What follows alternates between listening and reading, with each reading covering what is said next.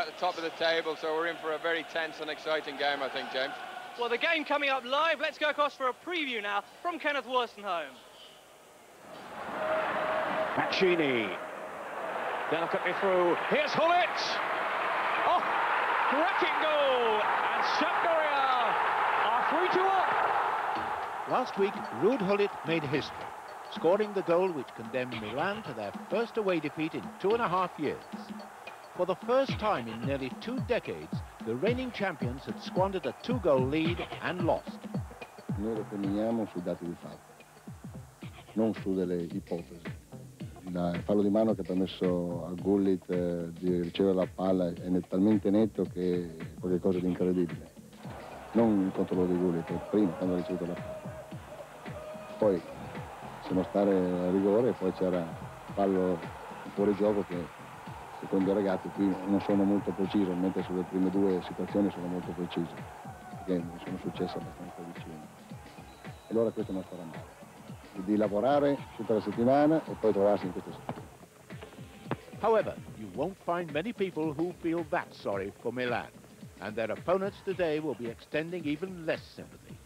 For Inter, Milan's defeat in Genoa came at an ideal time, especially given their form last Sunday, and in particular that of a rejuvenated Rubin Sosa. The Uruguayan striker, Inter's top marksman last season, was away on World Cup duty during the opening weeks of the current campaign. Last week, he was back to his very best. A match-winning performance saw Sosa complete a stunning hat-trick as Inter beat the league leaders Parma 3-2. That win was the performance of Inter's season so far. Bagnoli's side, strongly tipped as the most likely challengers to Milan this year, have endured terrible injury problems. And without the likes of Bianchi, Ferri, Schillaci and Berti, had a lackluster start, scoring just 8 times in 9 outings before last week.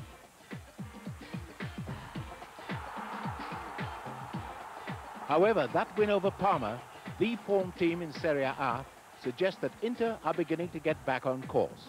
And with Milan still reeling from last week's events, they must have a real chance of recording their first Derby Day victory in nearly 3 years. Milan's problems of the last few weeks can be traced back to the moment when Sebastiano Rossi conceded his first goal of the season, just 21 minutes away from the greatest ever start to a Serie A campaign. From the opening day, Milan went 691 minutes without conceding a goal. In the 209 minutes that followed, they have conceded 5. Add to that statistic the suspension of the central defender, Alessandro Costacurta, booked 4 times this season, and Milan clearly have problems at the back. They also have problems up front. At this stage last season, Milan had scored 28 times. This year, they've scored just 12, and it's over a month since one of their strikers scored. Matters have been further complicated by the absence of Jean-Pierre Papin in 2 of the last 3 games. Marco van Basten's return is beginning to look crucial.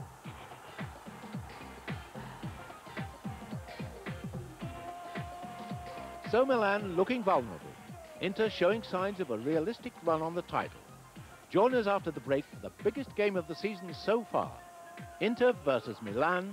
Welcome back to the San Siro. Kickoff is coming up shortly. Just to let you know before that, though, that there will be a minute's silence at 1:30 to remember Mario Cecchigori, possibly the greatest post-war film producer here in Italy, an Oscar winner, and of course better known to us as the president of the Fiorentina Football Club. Well, coming up after that, shortly after 1:30, will be our live game, Inter against Milan. And it really has been greeted with feverish anticipation here in Milan. We arrived at 9 o'clock this morning to unload our stuff, and already fans were trying to climb over the walls and the gates, clambering their way into the stadium, chased around to the cheers of the fans outside by heaving and panting security guards. People really are desperate to get in. There's an 86,000 capacity here at the San Siro, but it's virtually completely sold out. The only tickets available this morning going for £120. Now, as you can probably see, things are very crowded here in the commentary box. We've got press from all over the world here. The game will be being shown live in Germany, France, America, Israel, Sweden, Denmark and in Japan. In fact, just beyond Liam Brady here is the Japanese contingent packed in suitably bullet train-esque conditions. Now, as I mentioned, Liam Brady here, his elbow nestling gently among my ribs. And Liam, you're the latest escapee from the shadows of the commentary box. Any truth in these rumours that Peter Brackley can't come out of the box until the sun goes down? I don't know about that, James. He only comes out at night time, I believe. Indeed he does. There's big bags under his eyes, a testament to that. Now listen, the last time Inter won this game as hosts of the derby, you were playing alongside, well, on the other side of the field, in fact, from Ray Wilkins, am I right? Well, I didn't believe that till I read a statistic today. Ray and I had a fair few battles out here. I think we played 6 times, a couple of draws, a couple of wins for him. I think he just shaded it. An emotional sight to come back to the stadium today? Yeah, it's great. It always is a big occasion. As I said earlier on, for me, it's the biggest derby in the world. Both clubs have consistently been successful domestically and in Europe, and no other city in the world can really command that kind of respect. You saw the game last weekend. Milan, obviously the champions, but they were in trouble. How do you think today's game might go? Well, they were excellent in the first half. They were really good in the first half and struggled in the second half. I think if they try and play offside, they could risk losing the game today. I see that Laudrup's in the team instead of Savicevic. Any players matchups you're keeping your eye on today between the two teams? Well, I think down the flanks, Milan are very strong, Donadoni and Laudrup. But down the middle, I'm not too sure if they can cope with Sousa and Bergkamp. Okay, well listen, we'll be talking to you, of course, later on through the game. Right now, let's hand over to our live commentators, Ray Wilkins and Peter Brackley. Thank you, James. Record receipts for an Inter-home game and a match that ranks in as one of the biggest derby confrontations in world football. A great occasion, certainly on the Italian scene, and all the additional spice today of 2 fierce rivals being level on points up there near the pinnacle of Serie A. The team news from the Inter camp is much as anticipated, really. Trapazzani's absence through injury means there's a place in defence for Massimo Paganin, playing alongside his brother Antonio. Dennis Bergkamp, of course, partners last week's hero, Ruben Sosa up front. And on the bench for Inter today, fighting his way back from injury, the menacing figure of Toto Schillaci, just bursting for his chance against the Rossoneri today. Sebastiano Rossi returns in goal for Milan after missing the Sampdoria defeat through suspension. And Filippo Galli comes in alongside Baresi at the back, this because of a one-match ban being served by Costa Curta. Wearing the number 10 shirt then will indeed be Brian Laudrup, who's preferred in the starting lineup to Savicevic. You really can't stress too highly the excitement surrounding this clash. 2 teams with tunnel vision centred on the Scudetto come the end of the season. And also, of course, so much at stake, too, in terms of local pride and passion. Inter, the pre-season championship favourites, against Milan, who are bidding for a 3rd successive title, and indeed their 4th in, 7 years. Alongside me, then, is Ray Wilkins, and certainly memories revived for you as well today, Ray, of those marvellous matches you played in the Milan derbies. Yes, no question about it. Good afternoon, everybody. I'm sure if the players can give us half the spectacle on the field that the supporters have given us off it, we're in for a really great afternoon. 2 really terrific football sides. And I think for once in a Milan derby, Inter will come in as the favourites. Milan over the last couple of seasons have really dominated Italian football, but Inter have got a very, very good team, and they would come into this game favourites, and I think we're in for a hell of a match. And just to recap, there is a minute's silence in the stadium in memory of Mario Cecchigori, the president of Fiorentina, who sadly passed away on Friday.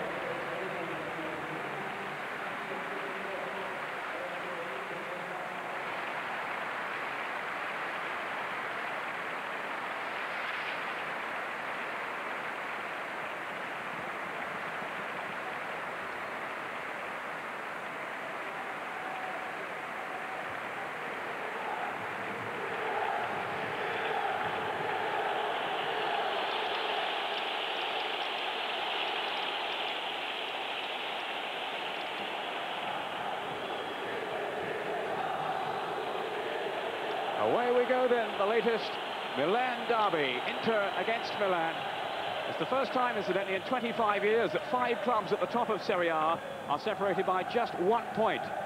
Juventus, who play Parma tonight, on 15, Sampdoria on the same tally, and then it's Parma, Milan and Inter all on 14, and Napoli back in 6th place on 12. Panucci there, the coach of Inter, wondering if his team at last are going to have the upper hand over their great rivals. Capello, the coach of Milan. Fantastic atmosphere in the stadium. Maldini, who's had his problems with injuries this season, but slotting in at left back, of course, and regarded as one of the best in the world in that role. Donadoni's corner. Forward by Galli. This is Albertini. And certainly Walter Zenga had to keep a careful eye on that one. My word, he did. I didn't actually think he was positioned too well there. He let the ball go, but it just missed the upright. This was a hell of an effort from Albertini. I think he meant it as a cross, but that wasn't too far away. Albertini, who has scored for Milan in each of the last 2 Serie A games. On by Fontalan, who's playing really well for Inter at the moment. This is Galli after almost a lapse by Baresi. He's prone to the odd error these days. Good work by Jonk to win it back then for Inter. It's Bergkamp, who has avoided automatic suspension because of the nature of the offences that he suffered last week. A couple of yellow cards and a sending off, of course. And in fact, his second dismissal in Serie A this season.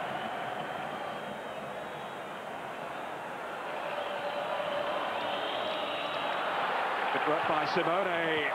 In goes Papin, so quick to spot the possibilities. Simone was very sharp, so too was Papin. Fontalan denied an opportunity there.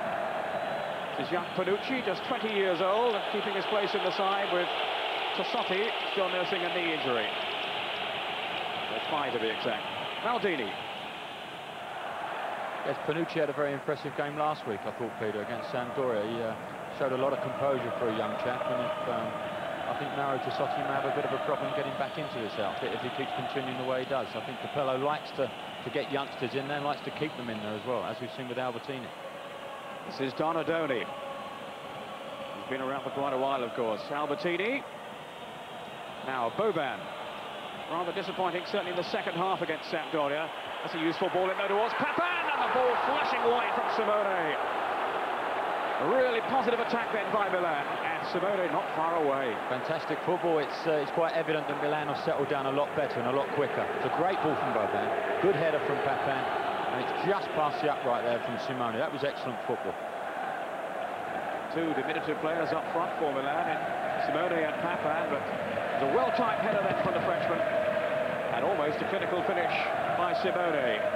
Yes, it's great running off the ball from Papin. When you're small like that, you've got to make room for yourself, and he ducked off the shoulder of the defender, and it was a good ball from Boban, and consequently we ended up with the chance on goal. Here's Galli, who you'll remember from your playing days with Milan, Ray. Yeah, it's an absolutely fabulous chap, Filippo Galli, and unfortunately his career has been plagued with knee injuries. He was the guy that they had basically penciled in to take over from Colivati in the national side, but unfortunately injury has curtailed his career, but it's nice to see him back. It's certainly a rare start for him, and I think Sousa was too happy to see him there. I forgot to say, he's a tough nut as well. Yes. It was very late then on Sousa, who will be earmarked as the danger man, of course, with his predatory finishing for Inter. Stunning hat-trick against Parma last week. 5 goals already this season, and he missed the first half a dozen or so in Serie A because he was away on World Cup duty with Uruguay. It'll be Sousa with the free kick. Now drops back defending as well. Back in by Paganin. And the offside trap has worked, but only just. That was very close, Peter. I think, as Leon was saying before the game, Milan had better watch that. That looked very, very close indeed. And it was Baresi, the one that was lagging behind. Panucci, former Genoa player. The touch off then by Simone. A well-timed tackle from Jonk. Fierce pace at the start of this game. Sousa ran straight into Panucci. Boban. Here's Laudrup. Did well against Sampdoria, Laudrup, and of course scored one of Milan's goals. But now the break is on. Chip through by Bergkamp. He didn't appear too happy, Laudrup, when he went over there with that knee. He came inside, and it looks as if he was just going to knock the ball off, but he's not a happy chap. That is Bergkamp, who's settling now in Inter. Only a couple of goals in Serie A, but he's got 8 in all competitions. And of course, he had a phenomenal record in Holland, but Dutch club football is a bit different to the Italian scene, Ray. Yes, with no disrespect to Dutch football, Bergkamp was scoring at will out there, and these guys here in Italy are excellent defenders, and his task is going to be a lot harder here. But he's done well. He's settling in nicely, and the team are actually winning a nice couple of games, so things are going nice. Donadoni whipping over the cross, out by Paganin. Albertini getting it well.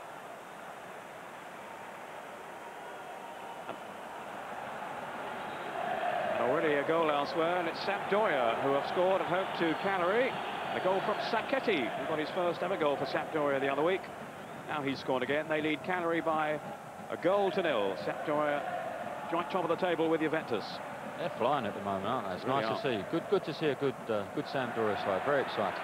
Bergkamp now has Sosa up in support, taking on Galli. The defender just got a nick to the ball there, and it's Panucci. Bergomi. Sosa. Quick intervention though by Albertini. Simone. Perfect tackle by Bergomi. Really rugged and determined defender. This is Bergkamp. Now look for Sosa. Boban for Milan.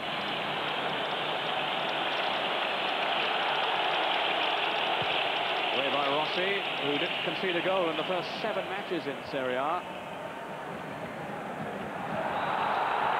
Offside. And of course Yelpo, who replaced Rossi last week, conceded 3 goals. I don't think you really blame him for the goals, and he also made one stunning save too, didn't he, Ray? Made a magnificent save, yes, from Mancini. It really was a first-class save. But he's obviously a first-class goalkeeper. Milan, with all the competitions they play, would have to have 2 very good goalkeepers, and Yelpo's no exception.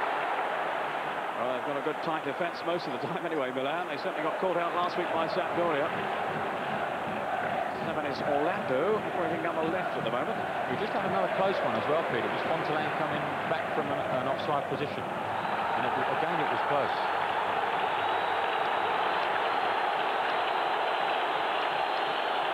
Fabio Valdas, the referee today, one of the most experienced officials in the Italian league. Bergomi is sent tumbling there.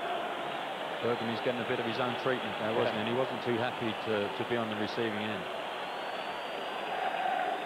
Yes, Sosa with the free kick. Donadoni. That's what we're seeing a lot more of in Italian football, and I think it's good for the game. The way that attackers are working back on the ball and trying to win the ball back early. It makes for a far more exciting game, and it's nice to see that the players out there are working a lot harder. Donadoni's pass, seeking out Simone. In goes Boban as Bergomi. He's in the wars, isn't he, Bergomi? It's nice to see the 2 contrasting styles as well. You've got Inter playing with the sweeper with Battistini. Here's the incident coming up now. Oh, just a little tap in the face. I wouldn't have thought he's that low. As I was saying, the contrasting styles in the sweeper system of Inter and the zonal system of Milan. Milan play a lot shorter as a team, whereas Inter have the preference of playing a lot longer. And if you allow Milan too much room, they've got the passes of the ball that could pick you off. Bergomi seems to be okay. Inter, of course, Norwich City's opponents in the next round in Europe, and Mike Walker, the gatherers in the stadium watching today. I'm sure we've got a number of Norwich lads watching the match as well, Peter, and congratulations to them on a fantastic result against Bayern Munich. It really was. Marvellous display by Norwich, still going strong in Europe. What a test they're going to have against this Inter side. But they can't wait to get into the stadium, actually, Peter, to sample this sort of atmosphere. It will be that sort of night. It'll be absolutely wonderful for them. Vignoc penalised, the Dutchman, who linked so well with Bergkamp.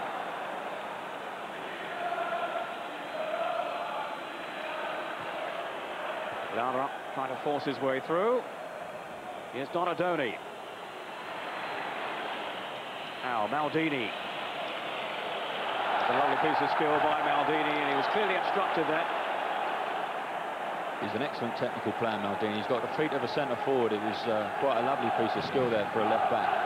Here we see it again, just nipping the ball from one foot to the other and going through a gap that really wasn't there. Still in his mid-20s, and amazingly his 10th season, Maldini, with Milan. Here's Donadoni. Only partially cleared. Now, can Simone get across it from here? Well played, though, by Zenga. That's a great take from Zenga, but that's absolutely superb play from Simone. He just needed the little half a yard, and he whipped it around the defender, and it really was excellent play. 5 clean sheets from Zenga before the Parma game, and he conceded 2. On from Manicone. Baresi was first to that one.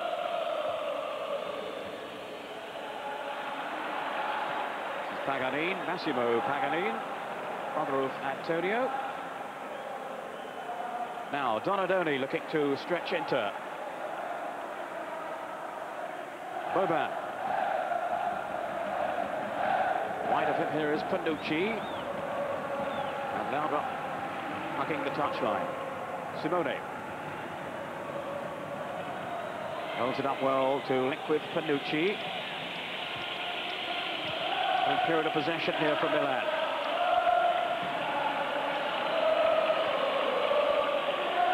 Maldini. Donadoni working so hard. Boban. It's good skill. Quickly closed down though by Inter. Yeah, good defending. But there's a wonderful air of confidence about Milan here this afternoon, and they really have started the game in good fashion. Well, they played so well in the first half against Sampdoria. It was such a shock when the whole game was transformed in the second half. It should be Zenga's as Papin came in. Nicely taken again there from Zenga. Difficult ball, very, very high, but he did very well to take it.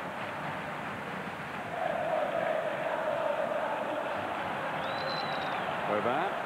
Well in again though by Paganin. Puts up though, Peter. We've seen it so many times. The foot's just raised above the ball, and a free kick's been awarded.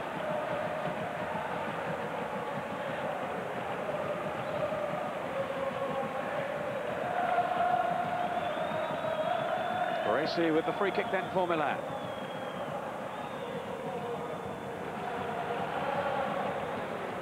That away defeat was their first on their travels for over 2 years in Serie A. The set back at Genoa against Sampdoria last week. They have been so successful away from home. Well, today, of course, both teams are at home in this stadium. Inter, in fact, last season were the only side unbeaten in Serie A on their own ground. Now, Manicone! Very good football there from Inter. It was a great ball through to Manicone. Lovely first-time pass, and Manicone just failing to hit the target. But that was nice football. Not really recognised as a goal scorer in any way, Manicone. But he does fashion so many chances for others through this filter roll, as they call it in Italy. Vital cog in the Inter wheel. Well, one in the air by Bergkamp. Likewise Albertini for Milan. Now Simone threatening. In back off Paganin to Orlando. Manicone. Good first time ball for Fontaine to chase. Kept it in well too. Terrific pace in by Fontaine.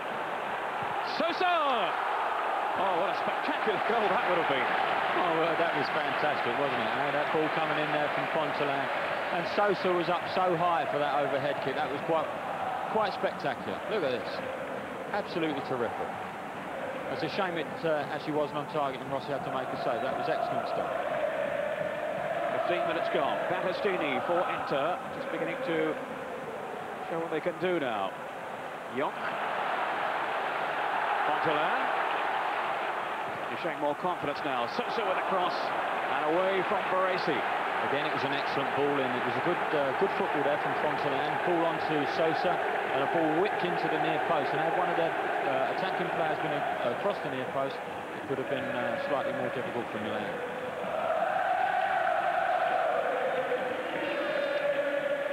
been a cracking opening spell, though, hasn't it? We had some great football, some good defending, some good tackling, and some super passing.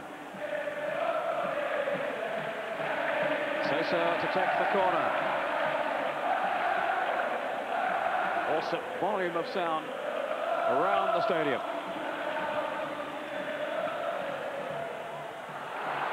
Well, the appeals coming in from the Milan players were offside, but the referee says play on. Doing his best to keep the game flowing. Bergkamp, the Croatian. This is Donadoni. Sidoni and Papin in the middle. Also Michael Laudrup. Brian Laudrup, I should say.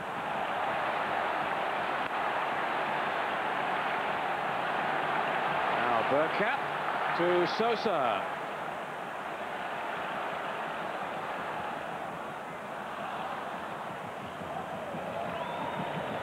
Paganin. Here's Sosa. Inter probing for an opening, and they find it now with Manacone. Orlando. It's Foxalan. Enjoying this much more advanced role that he has in the Inter side now. He's got a very sweet left foot, is Davide Fontelain. See Franco Baresi are not too happy, I think. I think it was Panucci should have got slightly tighter to him, tried to close him down and prevent the ball actually coming in. I don't think Baresi was too happy.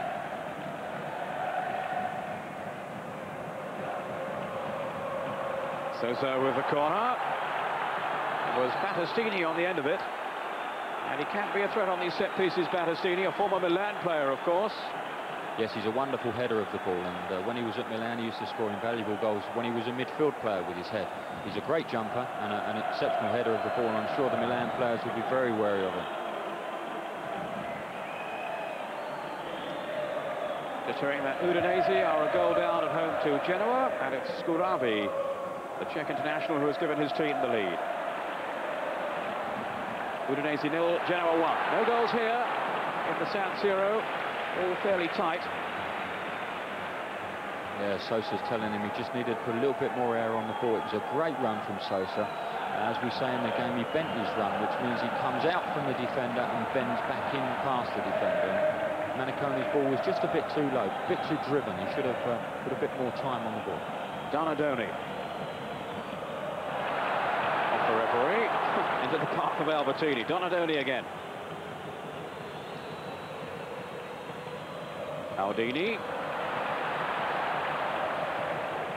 Tigerish competitive play from Manicone, trying to deny him any advantage, but now it's Albertini threading it through towards Laudrup. Papin. 2-3 in the middle. Oh, people lost it then for a second, Zenga. As Simone came hurtling in. What a let-off then for Inter. I think the highlight of the game at the moment has been the crosses, and that again from Papin is quite magnificent, that is, and it was just a little touch from, I think, Battistini that's took it above Walter Zenga's hands, but it was a wonderful cross. Fontelain in pursuit, safely through to Rossi. Fontelain, the former Genoa player, who feels he's playing as well now as he was in his time there when he was very successful. And had a long spell out through injury. There's a much more attacking role now, Fontelain, in this Inter side than he had last season. Apart from the start of the campaign, when they actually played him as a left back. He seems to be playing with a lot more freedom, Peter, doesn't he? When he's on the ball, you can see that confidence in him to have a go at people, and that only comes from being constantly in the side and obviously playing with a bit of consistency. Manacone. Bergkamp. This is Fontelain now. No foul. Who's there now? Still referee allowing it all to go on. Orlando, Sosa. Just weighing up the options, and he picked the wrong one. Donadoni. That'll be a free kick to Milan. I think Papin's complaining there about he got kicked from Paganin, but it was excellent defending from Paganin. He didn't give him an inch. Papin actually had the opportunity to knock the ball off, but he decided to turn on him. Papin was in on him like a flash, and I think Papin's not too pleased.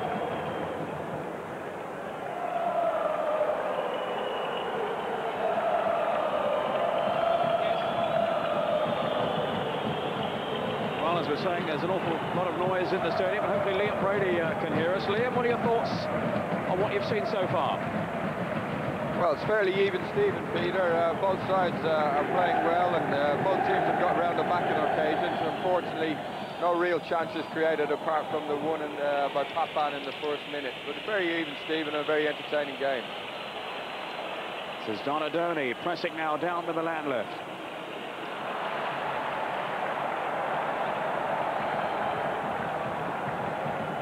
Massimo, who's 4 years younger than his brother, Antonio. Antonio, one of the outstanding players against Parma. Particularly after Bergkamp had sent off and there was more responsibility on the shoulders of Paganin. The defensive work by Orlando, who's placed will be under threat soon when Bianchi is fully fit again. Bianchi among the substitutes today, on his way back from a long-term injury. Donadoni with the corner.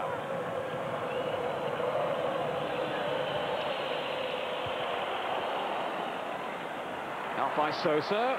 Bergkamp. Right straight into Boban. Maldini.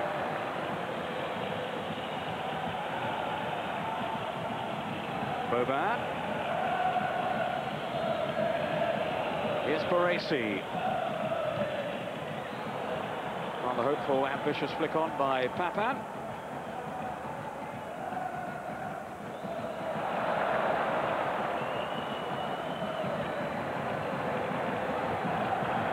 Very competitive game, of course. Paganin getting a knock there. Of course, they have Ferry out through long-term injury as well. And Paganin has been the man who's replaced him, and he's done exceptionally well. So they really don't need to bring Ferry back until he's absolutely ready, and the same applies to Bianchi. Such has been the form of Orlando. Forward by Baresi. They were queuing up to deal with that one for Inter, but now it's Albertini. If you look at Inter's bench as well, Peter, you've got Schilacci there as well, so it's three excellent players that Inter have been missing, so when they come back, we could really see Inter take off. Young. Panucci. Now Fontelan. Forward by Young. For Bergkamp to chase. Such a telepathy between the two Dutchmen. Now Bergkamp. Oh, can he finish here? Terrific save by Sebastiano Rossi. Brilliant football again. It's a good ball from Young. You're quite right there, Peter. They both play with Ajax. And there's Bergkamp coming in on his favourite right foot and hitting a tremendous drive, which Rossi did exceptionally well to save. Great anticipation by Rossi to deny Bergkamp a goal. Here's Sosa. Gali with the header, on then from Simone. But Panucci was there. Now Bergkamp. Good vision shown by Bergkamp. And what persistence too by Panucci. Down he goes. Everyone appeals. And the referee says play on. Yeah, it was close, wasn't it? Panucci did very, very well there. Showed a lot of tenacity down in the corner. And I think it was Maldini that ended up lunging back at him. And he's very impressive, Panucci. I'm sure he's in the thoughts of Arrigo Sacchi, the national team coach. He was very strong there. Oh, Sosa. Nothing on for him this time. And then Orlando was balked. They found a lot of these little angle balls are into over the top of either fullback. There we see the incident again. Yeah, it was a body check. It was a foul. And they're playing a lot of these little angle balls and whipping in some good crosses, and they're getting in some good areas are Inter Milan. So they're beginning to pose problems now for their great rivals. This is Sosa. Down by Fontelan. Easily gathered though by Rossi. Again, it was a good delivery, it was a good header, and the ball just flashing past Bergkamp as he made his run into the box. Looks like being a good day for Genoa. They're now 3-0 up away to Udinese. Udinese 0, Genoa 3.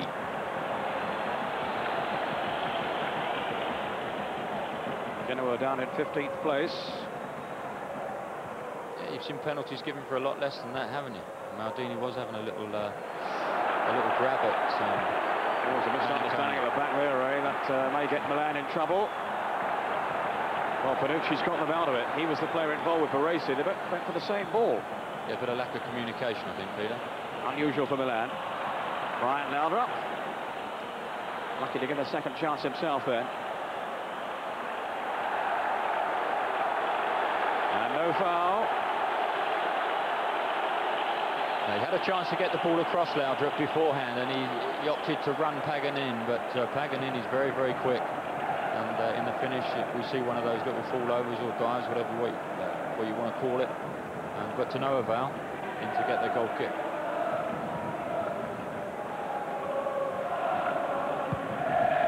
Two teams with very similar records this season, both on 14 points, each with 5 wins, 4 draws, and 1 defeat apiece. Milan have scored 12 and conceded 5. Inter have scored 1 less, but they've also let in 1 more.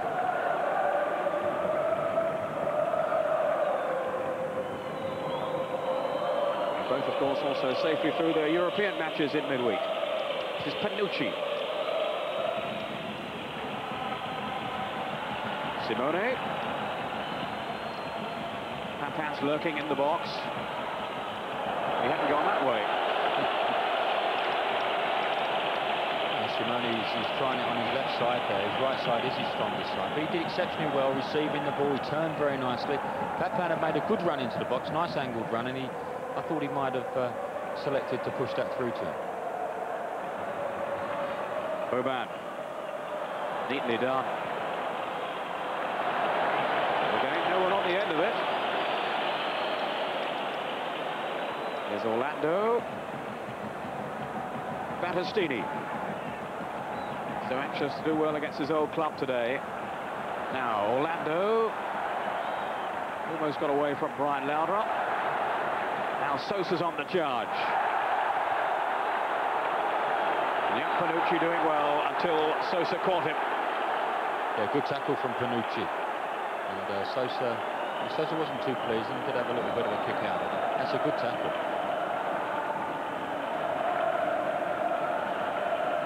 That was unnecessary from Sosa. That's very classy, doesn't he, young Panucci? Yes, he does. He does. He looks very good on the ball. Defensively, he's allowed him to get a couple of crosses in when he might have shut them down slightly earlier. But he does look a very good player, and it's a tall order to follow that of coming into Mauro Tissotti's shoes, who've been in the side now for must be 10 years plus, I would have thought. Panucci, just 20 years old. Had an injury earlier in the season which he sustained playing in midfield in one of the pre-season games, I think. Montalan, easily plucked out of the air by Rossi. Little enlarged show.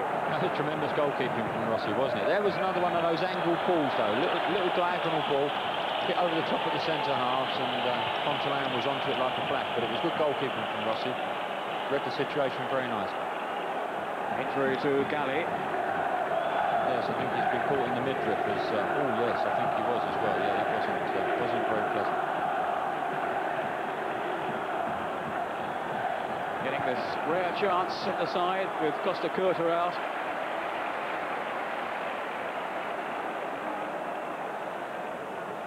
I think we can all accept that's pretty painful. Panucci taking the throw. Whacked away by Baresi. Now Albertini's given it away to Paganini. Massimo, that is. In towards Bergkamp. Maybe a little nudge then on Galli, yes. But he's such a dangerous player, Bergkamp. It was an excellent crossing, and Bergkamp had made a very, very good run. Galli did well to stay with him, but it was a very good early ball into that little channel in between goalkeeper and defender. And a bit unfortunate that Bergkamp couldn't actually get his head to it. It was good football.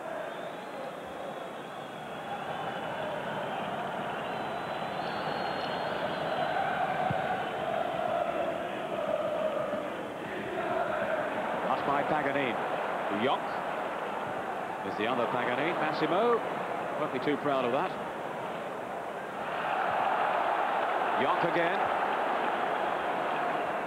Another man Inter are missing, of course, is Berti. They're missing his running, his hard work, aren't they, Ray? Yeah, of course they are. When he breaks from midfield, there's none better than Berti from breaking from midfield, and they will be missing his goals. Sosa threading it on, and the flag's up to the chagrin of Dennis Bergkamp.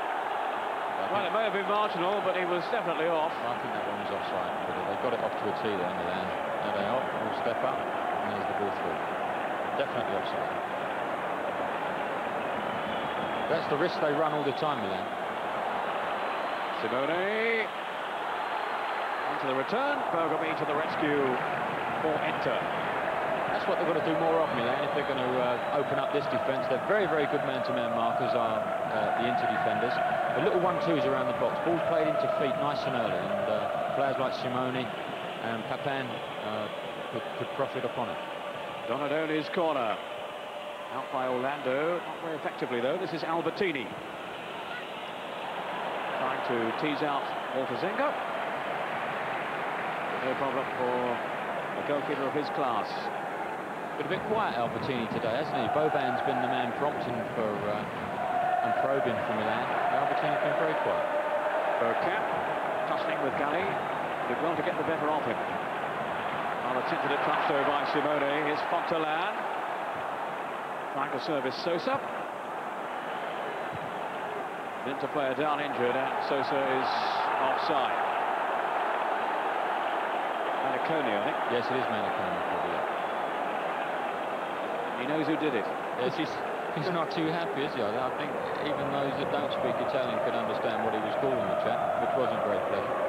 But there's been some good challenges out there. There's been some good little individual battles going on all over the field, and it's been a good game. The referees had an exceptional match, allowing the game to carry on and continue. But it's nice to see these lads putting themselves about. I think it's one criticism we do have of Italian football occasionally, that it's a bit hairy-fairy at times, but I think today you can see that both sets of players are really playing the game as it should be played. Donadoni. Bergkamp's clearance. Only as far as Boban. Just bobbled up nicely for him then. He struck it cleanly. But it has to be an exceptional shot to beat this man, Walter Zenga. Yeah, that was exceptional skill, wasn't it? A bit like Matt Letizia the other week, taking it from one foot to the other, and he's not very happy at all, is Boban. He's holding his leg across the far side of the pitch. But it was very, very good skill. Simone. Again preferred up front by Milan to Siro, who inevitably is on the bench yet again. Albertini to Baresi, sweeping it on up towards Papin, who's been kept in check so far. Papin's header down, away by Jonk. Baresi. Wide of him is Donadoni. Too easy for Bergkamp, but it's a corner.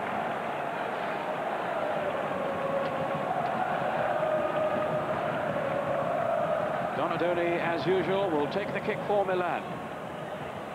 Bounder up on the post. Panucci's making his way up as well. Also watch out for Maldini if he gets in there. And it's Panucci!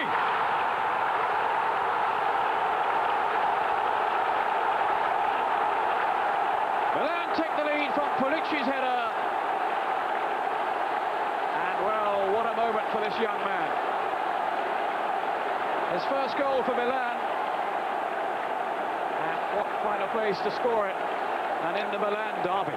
My word, what a good header, Peter. Yeah, he got up very nicely, very early. And that's a flashing header past Zenga. A super, super goal. And I thought it was against the run of the players, where I thought Inter just came into it, decided to take charge. But out of that, you've seen Milan come up, and that must be a very, very happy young man.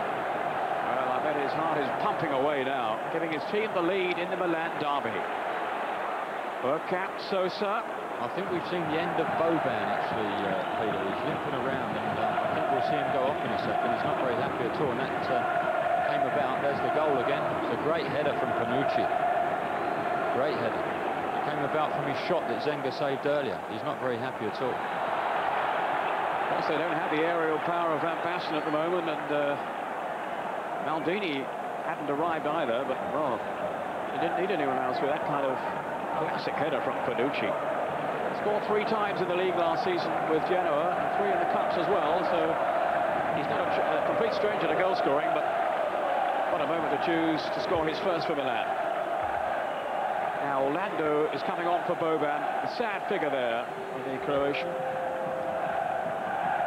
It's a bitter blow for Milan as well, because I thought Boban was playing exceptionally well. He was probing all over the field. He was having a good time. Alessandro Orlando then, on for the limping Boban. That's not too serious. So with the corner.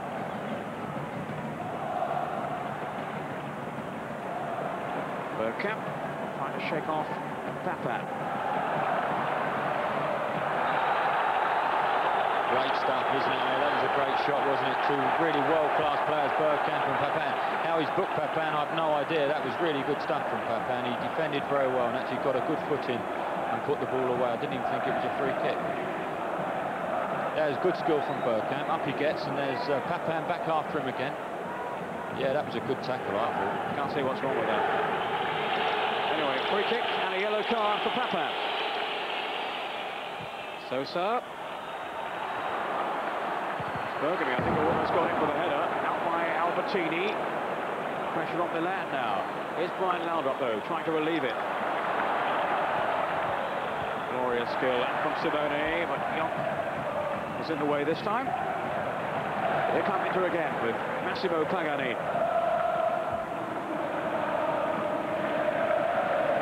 Maldini now. Elegantly on for Orlando. He looks to be settling down the left for Milan, so I think they'll push Donadoni inside. Yes, that's what they'll do, Peter. It's quite well spotted there. Donadoni will just come inside and play alongside young Albertini, and Orlando go on the left-hand side. Battistini for Inter, who trail by a goal to 0. Goal from Panucci on 34 minutes. Pagani. Too long though for Fontaine. Yeah, looks like you've got a terrible little bobble there, Pagani. It's very difficult for substitutes like Orlando to come on in such an atmosphere and in such a game, because they don't have reserve sides, so therefore their fitness level isn't that of the players are actually playing. And what with the adrenaline pumping very fast, it's very difficult to get in the game and settle down. Just a couple of starts in Serie A so far for Orlando in a Milan shirt. He has featured in the European games. And indeed scored his first goal for Milan in Copenhagen, the 6-0 victory. Former Udinese player.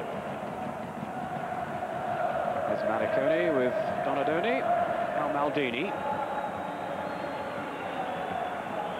Baresi. Donadoni to Maldini. This is Orlando. Either play in midfield or left back Orlando. It's more of a midfield role he has now.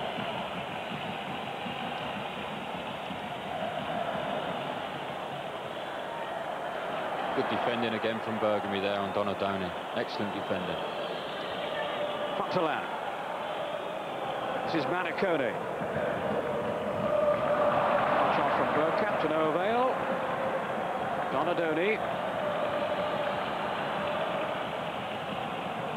Papin. One back though by Fontaine. Here's Young now going forward to Sosa.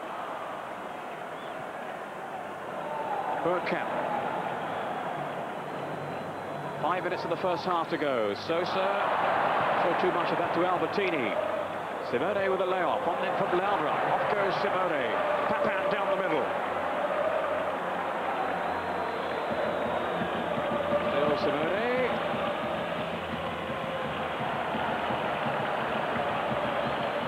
Active defenders back now for Inter. Still Simone.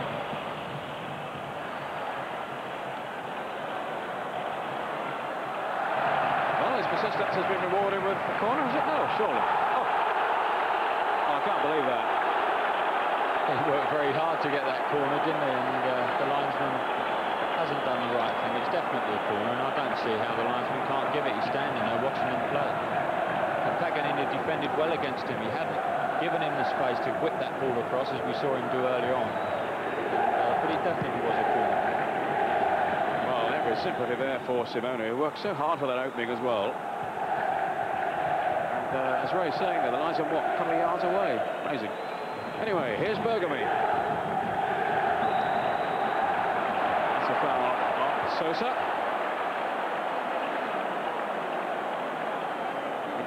Striving to battle their way back before half-time. This is the sort of distance our man Sosa scored 2 last week, wasn't it, against Parma? One into either side of the top corner of the netting. Really great strike with the ball from this sort of distance. There'll be a worried man, Sebastiano Rossi. I think Yonk's pretty dangerous from long range as well. Bergkamp also there.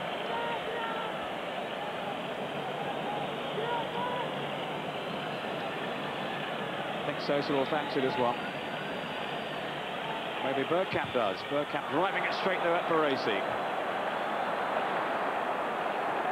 Donadoni.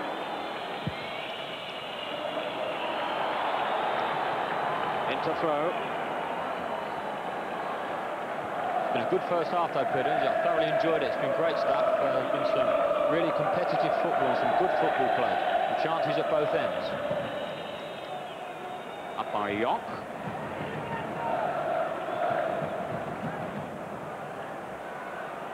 Fontelan to Yonk. Now then for Sosa.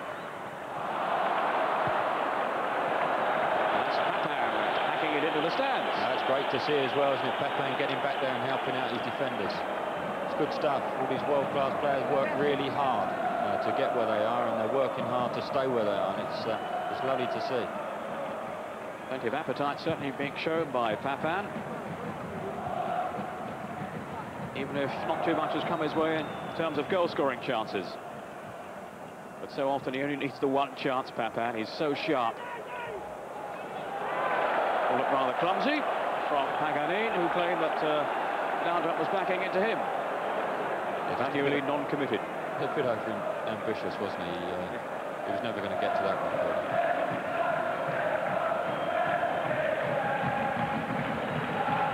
Baresi. Capello's team ahead, but only just. Not too much between the two sides. Fought off by Bergkamp to Maniconi. This is Fontelan. Has Sosa out wide, but he's gone the other way to link with Maniconi. Paganini. Bergkamp. Oh, skipping away from Donadoni. Bergkamp shot! Good football there from Bergkamp. He dropped deeper to get away from his marker and danced around Donadoni lovely onto his left side. And this one just flashing past the upright. I think Rossi may have had it covered, but just zooms past the upright. A really good strike by Bergkamp. As I mentioned earlier, just 2 goals in Serie A so far from Dennis Bergkamp. One of those was a penalty. He has been scoring regularly in the other competitions. Bergkamp to plant it forward this time. Oh, Maldini missing out for once. Bergkamp. Yonk. Was handled then surely by Orlando. Siro.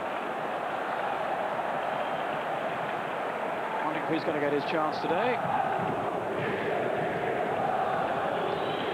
It's a shame to see the old pitch cutting up like this, Peter. We're only at the start of November and the pitch is really cutting up. I hope it doesn't interfere with the sort of football that both sides would like to play in the latter stages of the season. Fontelan claiming a foul, but the referee totally disinterested as Panucci played it on.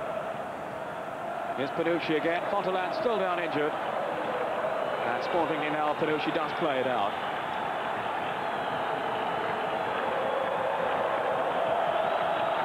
Fontelan, who's shown a lot of confidence in the first half. Feels he's right on top of his game. time, there's a yellow card here for Orlando. Now, let's see this again. It was with Panucci, but Fontaine collided. It didn't look too much of a challenge, really, did it? And Fontaine, he's obviously twisted himself as he's tried to get away from Panucci. But he really has come on bundles as Fontaine, and to keep a player like Schillaci out of the side, he must be doing exceptionally well. Well, I'm sure there's every chance we'll see Schillaci in the second half if Inter don't pull back this goal. Haven't got too much time left in the first half. Yeah, sporting gesture from Sosa. Yeah, it's a cagey old Sosa as well. He's put it into the corner and he's gone to mark the goalkeeper, so they can't get out. It's cagey tactics there from the Uruguayan. So put him on a whack it in the net and say, now you can have it. Exactly, that's probably the best way to do it. Orlando tugging at the shirt then. Again, that's good refereeing. He tried to keep the game going. He tried to play the advantage when Laudrup was clearly held back. Orlando must be very careful now as well. He's received that yellow card just 2 seconds ago. And, he's pulling Laudrup back by the scruff of the neck. Deep into injury time. Baresi. Fontaine seems to have made a full recovery. Ahead of him is Sosa. As a neat layoff to Baresi, though. It's such a good interception. Reads the game so well, Baresi.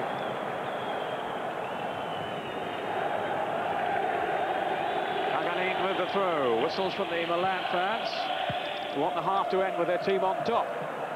Fontaine. Enjoyable first half, Ray. Very enjoyable first half, yes. I think Milan possibly just shading it to get their 1-0 lead. But I thoroughly enjoyed it. There's been some good football, all good aspects of every part of football. Good defending, it's been very tenacious, very competitive, and there's been some excellent passing of the ball as well. And of course, after the break, we'll have the thoughts of Liam Brady, who's also watching this match with us today.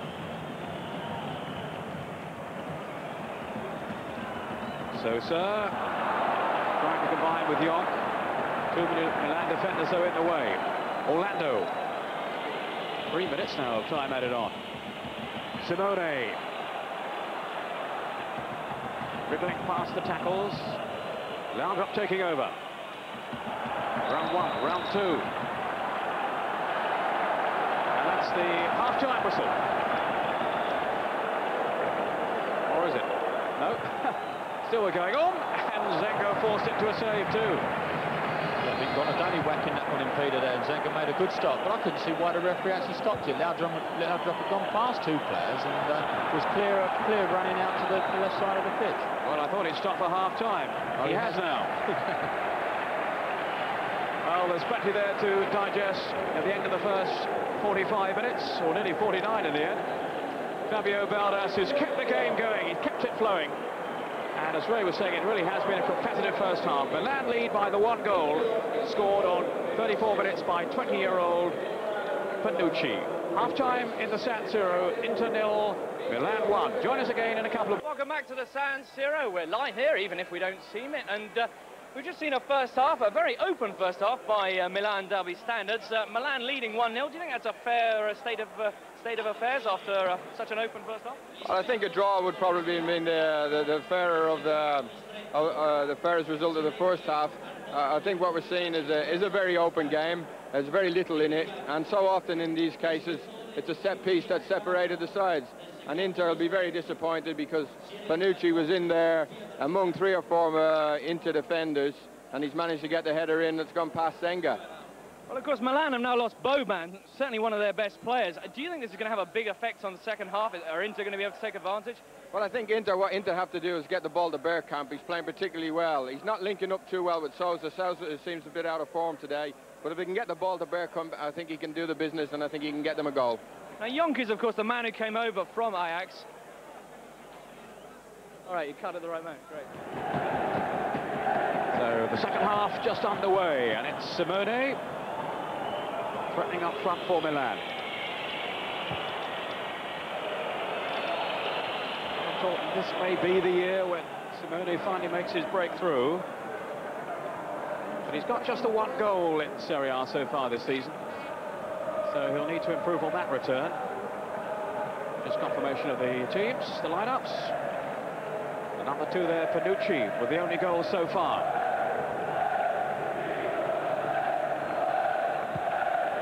And we were wondering ourselves, Ray, at what stage you think he might bring on Schillaci, Bagnoli, the intercoach. Yes, I think Bagnoli would have been quite happy with the way things have gone in the first half, obviously not with the result of the first half.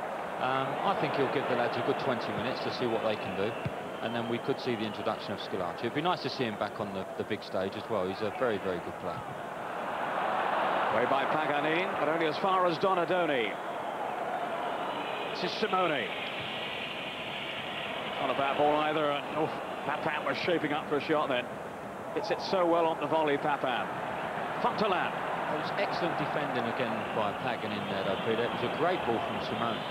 But Paganini's concentration was first class, and he got a great header. Albertini. Here's Battistini coming forward now. Fontaine couldn't control it. Panucci was there. Here's Laudrup.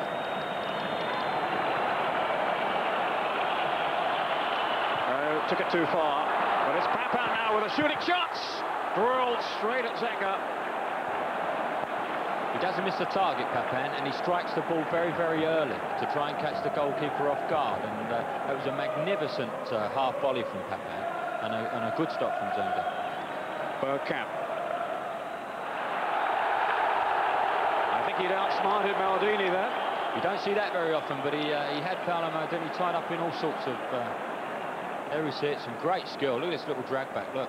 Super, super skill. And the only course open to Maldini was to pull him back. Sosa to take the free kick.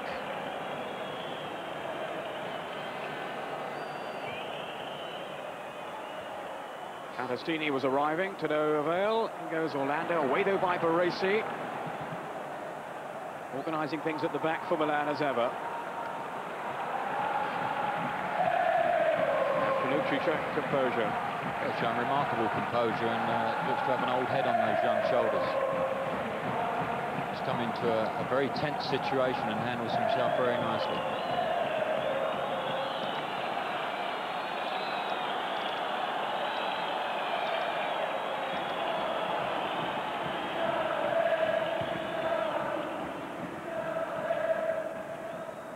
On from Papin.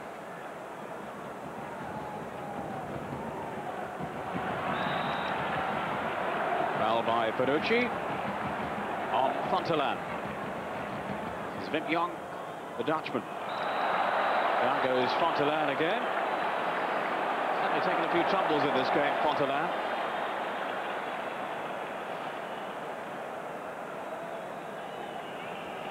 Now, Sosa is a long, long way out, but as we've seen so often in the past, he possesses an awesome shot, a venomous drive. That's a booking then for Galli.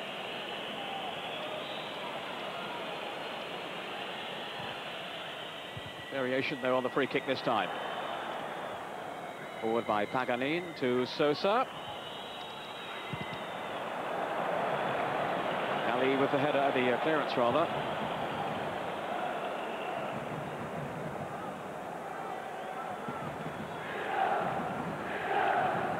Paganini with a long throw. Sosa had found a little bit of room there too. Baresi.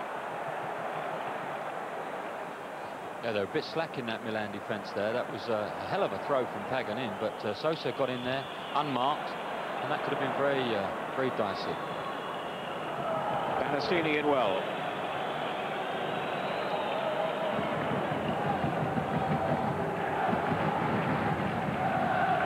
Orlando. On as a substitute for Boban.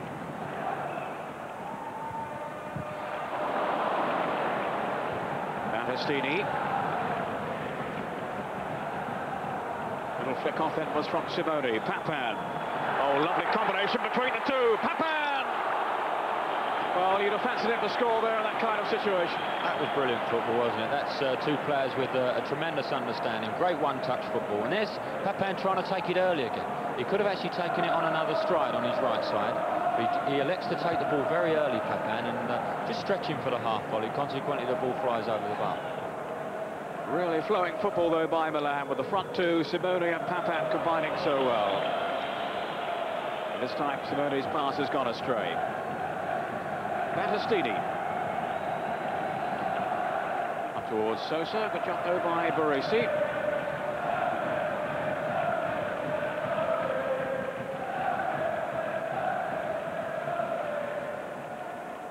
Another long throw by Paganini, chested down by Fontelan. Albertini, though, was in the way. And here's Donadoni.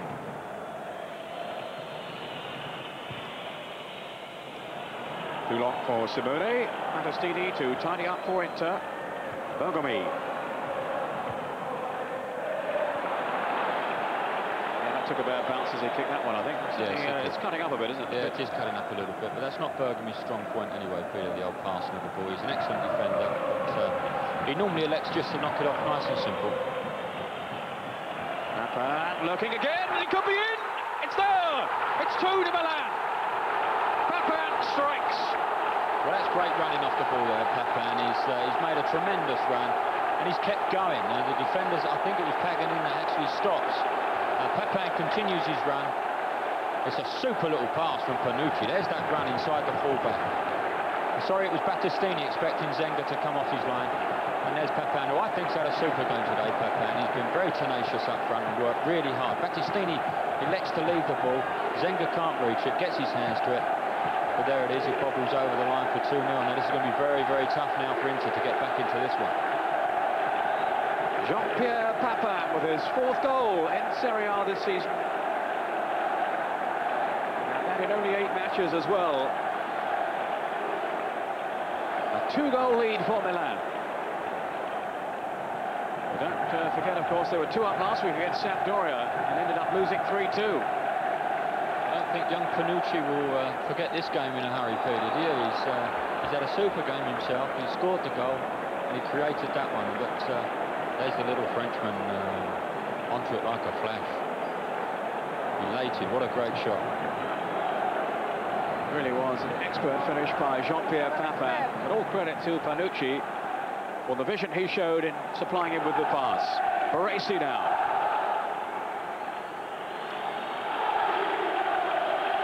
Simone. Milan with their tails right up. Simone's run, he almost got through as well until the brick wall called Bergkamp arrived. Maniconi. Maldini was struck in the face there. Yeah, he elected to let the ball run, Peter, and he's definitely caught a knee, I think, in the face. I couldn't actually see who it was. I think, yeah, it's Paganini. Oh, blimey, he did seem to catch one in the face there. Well, in fairness, they've both gone for the ball. They both there's definitely pulled out, didn't they? Yeah, that's right, but there's nothing malicious there. It's just one of those unfortunate things that happen. Let's bring in Liam Brady. Liam, what about that second goal then for Milan? Well, it was a terrible mix-up, Peter, between the 2 defenders, Paganini and Battistini, and Zenga was involved as well. And that really is a killer blow for Inter.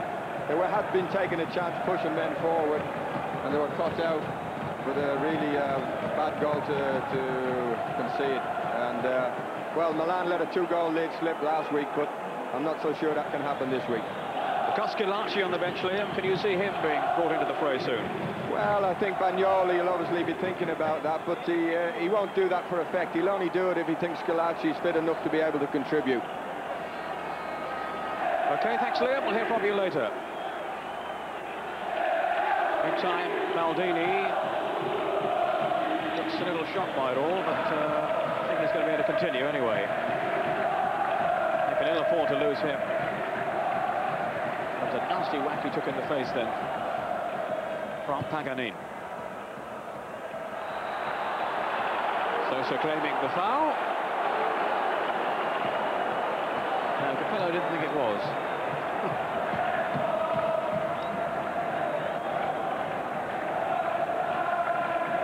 Sosa with the free kick. Bergkamp has come forward. Bergkamp in there as well, and Battistini, who was almost on the end of that. Bagnoli's team 2-0 down, and it's a long, long road back from here. But Inter have a corner.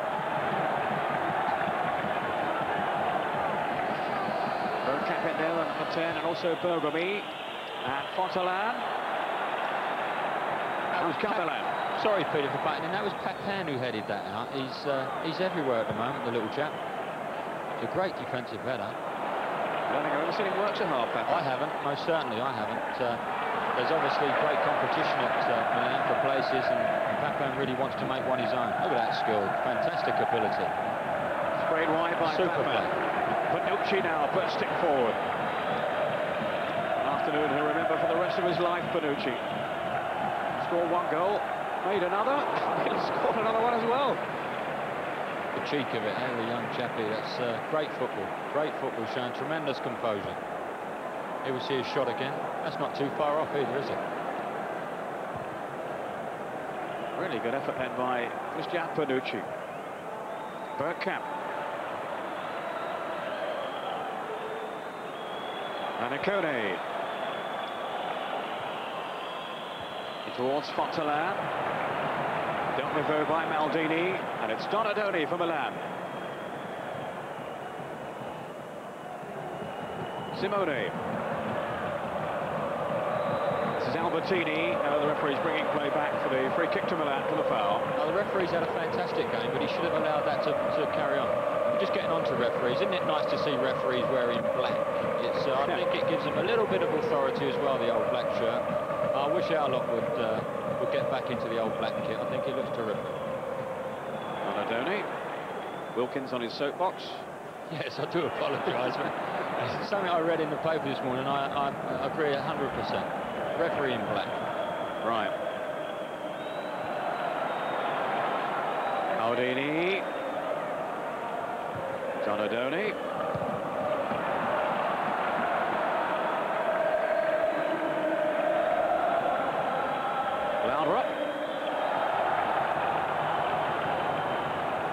Foul by Fontaine. Very direct player, isn't he, Laudrup? Just like his brother Michael. That was a super run. And, yeah, definitely a foul. I don't think he would have ever called the ball, but he was a very direct. He's a very direct player. Now Albertini is there. Orlando not getting involved in this one. Albertini, who himself is pretty useful from long range, but now Orlando is there, so might be a strike by him, the Milan substitute. He's got a strong left foot.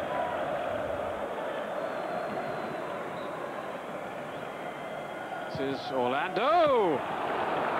What a good effort. Yes, it was a good effort, wasn't it? Just a foot lower and Zenga would have had to make one of his saves. It's a good effort from Orlando. Here we see it again. Great strike. Ball moving all over the place.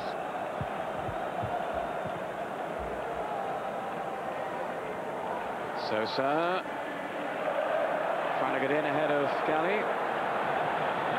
Mike Walker watching today, Ray. What do you think he'll have made of Inter's performance, the Norwich manager? I think he would have been very impressed in the first half. They played very well in the first half. They've been under the cosh a little bit here because they've obviously gone 2 goals down. But obviously he'll enjoy the occasion playing against Inter because they are a very talented team. Off goes Simone, policed by Battistini. Who was involved in the slip-up, misunderstanding at the back that led to the second goal, and it could be very, very costly for Inter. Last week apart, you don't normally expect Milan to give away 2-goal leads. I think another interesting thing from Mike's point of view, Peter, is the fact that he's seeing Inter in the cauldron, as it were. And the game against Norwich will be a big, big match, and it's nice to see teams playing in the big atmosphere.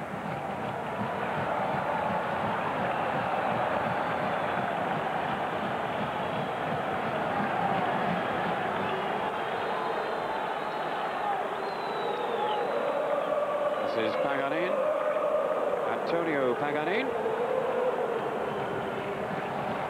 And now an hour of play. Out by Galli. Offside against Bergkamp.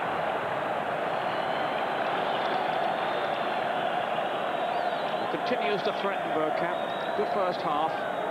But he's, well, maybe Fontaine was offside as well. Superbly marshalled, that defence by Baresi, isn't it? And yeah, he was offside. I think it was only by a couple of yards, but there's the man. Baresi again.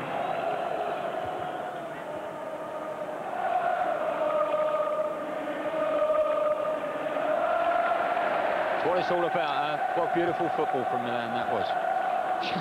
It's always the same as well when you mention something that the ball's given away. But that was lovely football. Nice one-touch football. Pantolan, laid off to Young. On back go by Albertini. Rushing tackle by Paganini. He's had an excellent match, Paganini, hasn't he? Apart from that little slip-up with Battistini, he's played very, very well.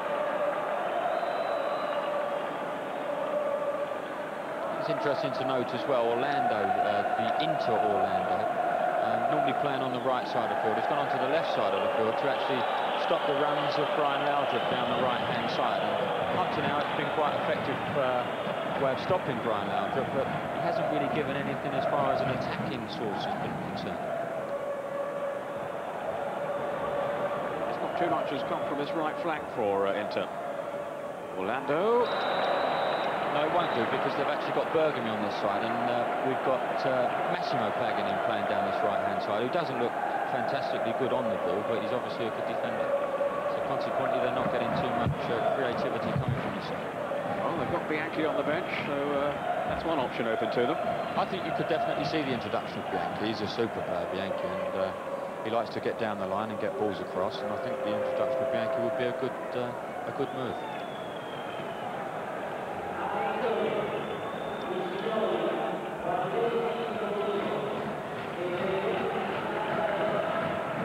Orlando back on his feet. It's a neat piece of skill that almost lost the attentions of Paganini, Massimo Paganini. He's got a chance to cross it in now.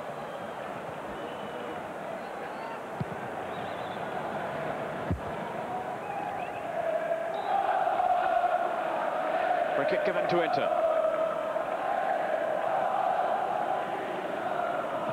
Here's Wim Jonk. Just too long for Fontelan, but he's got through, and the tackle was a clean one.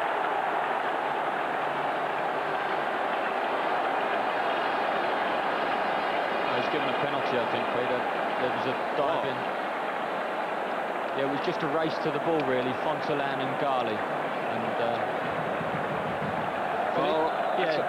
sorry, Peter, go on. Yeah, I'm just going to say, I mean, for a moment there, I thought he hadn't given it, but you're absolutely right. He's given the penalty kick, and there were strangely hardly any protests at all from the Milan players. Yeah, it was just a race to the ball, I think, and Fontelan just got there before Filippo Gali. So, Inter have a penalty.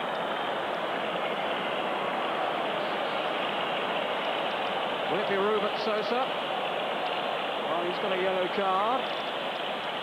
He's been a bit silly, Sosa. He's having a go with everybody. I think he's saying what he's saying, that Filippo Gali should be off the field. Bergkamp is going to take the kick. And scores! They've got one back. Sosa foolishly getting involved with Rossi, and Dennis Bergkamp has brought his team Inter back into the game. Great penalty kick as well. Big man Rossi lifts it right up into the roof of the net. Very nicely taken by Bergkamp. Yeah, great penalty. That really gives us an excellent 25 minutes or so to play. As Delano has come on actually for Paganini there, Peter, while they're lining up for the kickoff. But it's good for us. We should see a really exciting finale now. There is a penalty once again. Very nicely taken, very cool. No chance at all there for Rossi. Really livened up this game now. Liam Brady, your thoughts on the penalty? Was it a penalty, first of all? Oh, absolute certain penalty, Peter, yeah. As Ray said, the defender just arrived a little bit late and he had no option. He pulled down. I've forgotten who it was he pulled down, but he certainly was a penalty. There was no doubt about it. There was no protest from the Milan players. It was Fontelan that was pulled down, and a certain penalty, yeah. And the kick itself very decisively taken too by Bergkamp. Well, he's deserved the goal, Peter. He's played very, very well. And I would just wish Sosa give him a bit of a hand. They have hardly any creativity in the middle of the park. Inter, they're struggling. They're playing a lot of hopeful balls. And really, they've got a break there to get them back in the game. And they really could set it up for a really exciting finish. Thanks, Liam. This is Battistini. I thought for a moment the referee decided it was a clean tackle on the penalty, but no hesitation then, pointing at the spot. And emphatically tucked away by Bergkamp. This is Fontaine. Down he goes again. He does spend a lot of time on the floor. And I think for once the ref got that wrong, actually. You could actually see the Milan player just pull away at the last moment, Albertini, and over he goes, Fontaine, realising that it's in a nice little distance for the likes of Sousa and Bergkamp to hit from here.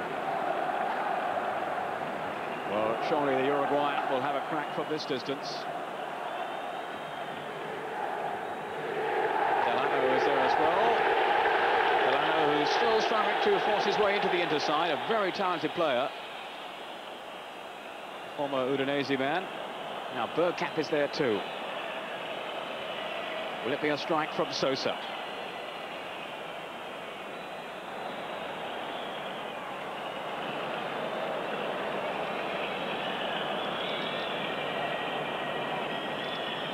Sousa's kick.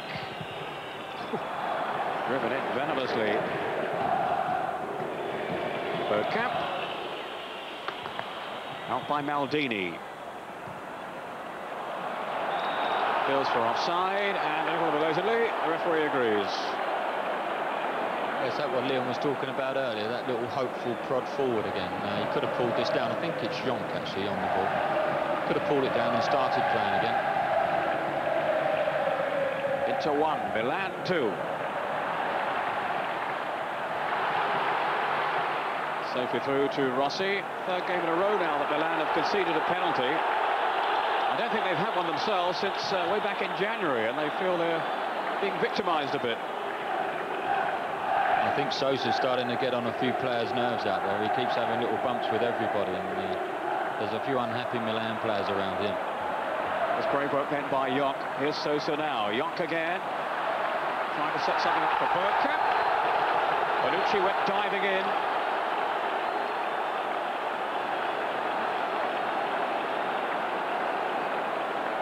Strange one, this one. I actually thought Bergkamp rolled him round, and the referee is actually, I would like to think he's booking Panucci for that, but he's given the foul against the young man. Yeah, well, I thought that was the other way. He's having an erratic 5 minutes, the ref, isn't he? After we gave him all the compliments, he's just gone for 5 minutes. Maybe we'll go through that, I suppose. Speak for yourself. Now, what will Sousa have up his sleeve here? Manicone and Bergkamp in that wall, along with the Milan players, or just in front of it anyway. Here is Sousa. Terrific save by Rossi. Well, he couldn't have had too good a view of that, but he got down splendidly.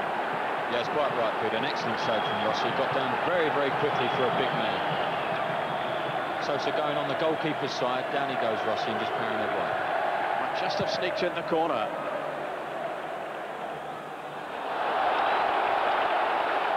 There's a corner.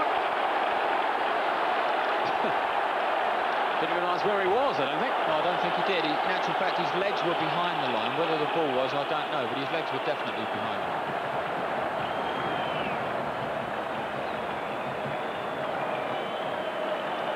Corner count in favour of Inter. Ruben Sousa to take this one.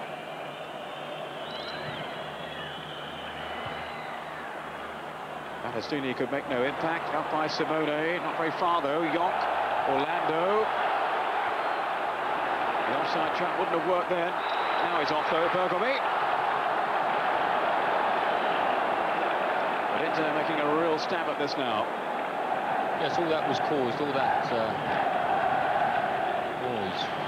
Yeah, he was offside, but very, very close.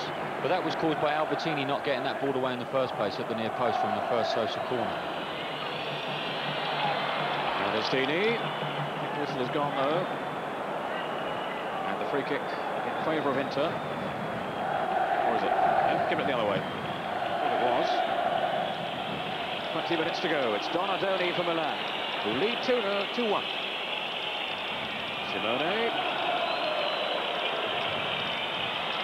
Well, to get a cross in there, Simone.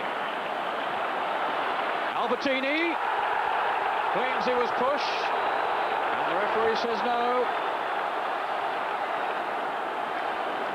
Well, he had to have a case as well. I thought he was pulled back, actually. Fantastic work from Simone in the corner. Got a great cross in.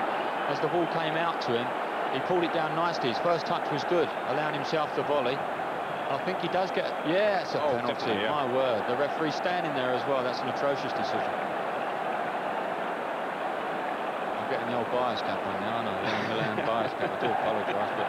Well, no, I'm with you there. That definitely looked a penalty. Looked it to me. The shirt tug, no question.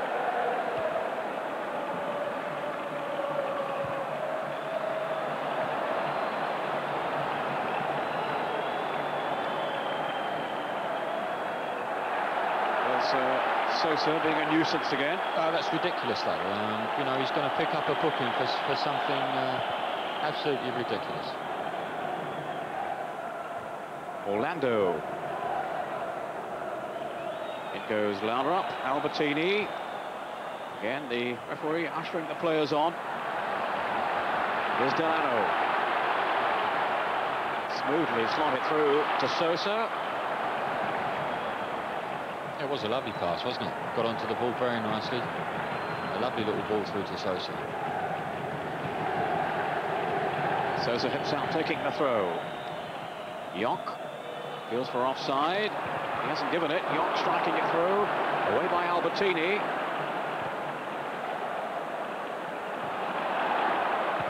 Battistini. On from Fontelan. Here's Sosa.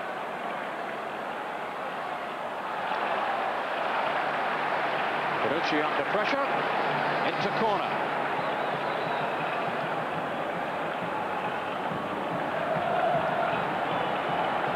Yeah, that's Baresi down there, Peter. That shot coming in from Jonk, he didn't actually head out. It hit him on the head, and he's obviously feeling a little bit groggy.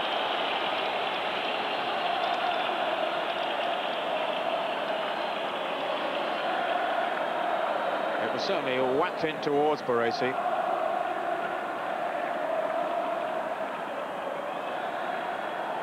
Here we can see it. Jonk comes in and it strikes him on the temple, and he wasn't expecting it. I think that's the worst part of it, and it's knocked him a bit. It's dazed him slightly. It's a good period of pressure from Inter, isn't it? They're actually right back in the game at 2-1, and they made it very difficult for Milan to get out of their own half. And that's good play from them. But if they had a little bit more guile in and around the box, as Liam was stating earlier, they could well open up the Milan defence.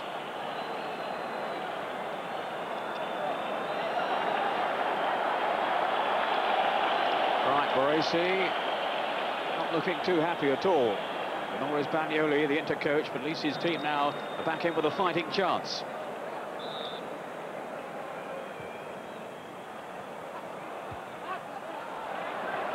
Agostini challenging. Another corner.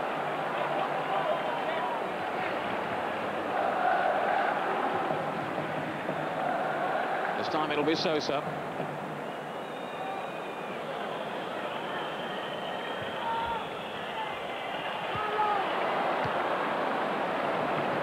Simone with the clearance. Milan now being pressed back in their own territory. Jonk taking the throw. Paganin.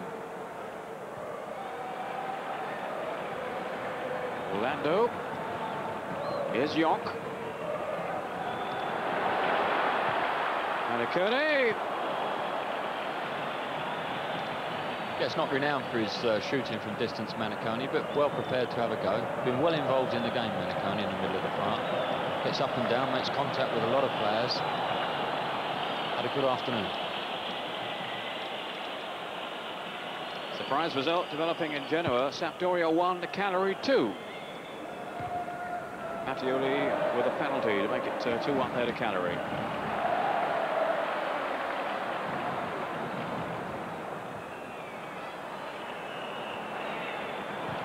Manicone stabbing it forward. Not very positively though. Battistini. Another latest score, Napoli 1, Lazio 1.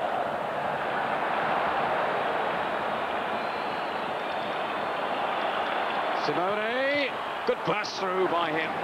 And fine goalkeeping by the alert figure of Walter Zenga. Excellent play all round. Good play from the referee as well. Panucci went in for a dangerous header, got the ball through. Simone took the defender on very nicely, got in a good shot, and there was Zenga at the near post making a fine save. Just to relieve a bit of pressure though from Milan. I can't understand why these lads are allowed to wear bracelets on a football field. It's quite strange to me. Maldini had one on earlier, and Simone's got one on as well. Orlando with the corner then for Milan. Papin was free at the far post. Agostini had to whack it away, only as far as Maldini. He was obstructed. Atrocious defending from Inter there, as that ball's hit in from Orlando. You've got one of the most feared strikers in world football on the back post all on his own. Paolo Maldini just obstructed as he's going down the line. Couldn't have been any closer to the line either, could it? Donadoni. More problems for Walter Zenga.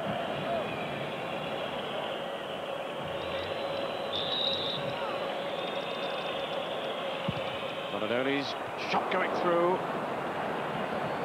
Maldini was the player at the far post. It's a nicely struck shot from Donadoni. I don't think Maldini expected it to come all the way through, and he seemed to check his run slightly. There's hope there for these Norwich boys if they're watching this afternoon. You see the way Papin was allowed to get free at set pieces, and one of the great things about our game is the way that we work very hard at set pieces, and we've got them all off to a tee. And let's hope Norwich can capitalise on some slack defending from Inter. Panucci. Simone. Got past one tackle, but not the second. Should have given him back, Peter. He played a great one too, Panucci. He was actually in the box, and I think he had a little pop at Simone as he came out. That was a perfect opportunity to just roll the ball inside the box to him. Good defending by Galli for Milan.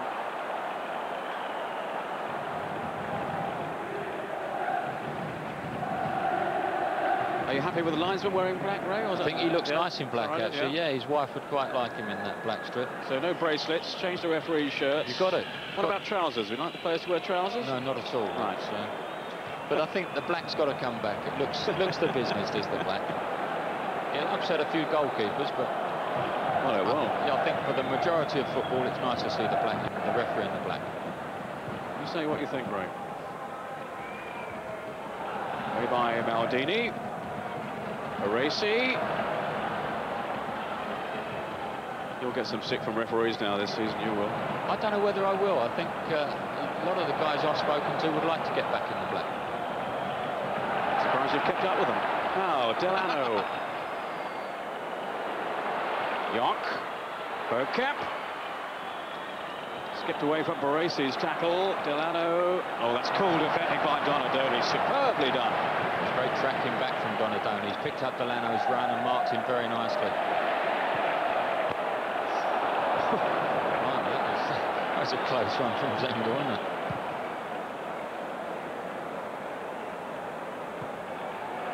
Aresi underneath it.